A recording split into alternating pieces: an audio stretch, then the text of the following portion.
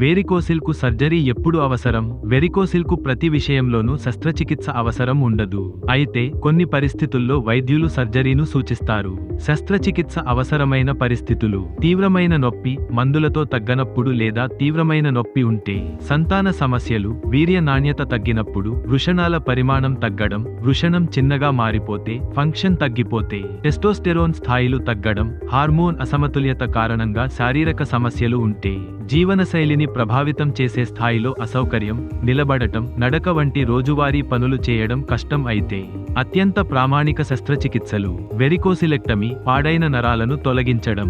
Microsurgical వెరికోసిలెక్టమీ, చిన్న surgery, వేరికోసిల్ తిరిగి వచ్చే ప్రమాదం తక్కువ. ఎంబోలైజేషన్, నరాలను మూసివేసి వెరికోసిల్ ప్రభావాన్ని తగ్గించడం. సర్జరీ చేయించుకోవాలా లేదా అనే నిర్ణయం యూరోలజిస్ట్, ఫెర్టిలిటీ స్పెషలిస్ట్ సూచనల ఆధారంగా తీసుకోవాలి. మీరు లేదా మీ కుటుంబంలో ఎవరైనా వెరికోసిల్ సమస్యతో బాధపడుతున్నారా? అయితే ఆలస్యం చేయకుండా వెంటనే ట్రీట్మెంట్ రేంజ్ హాస్పిటల్ను సంప్రదించండి. మరింత సమాచారం కోసం సంప్రదించండి 9888193334 KPHB, హైదరాబాద్.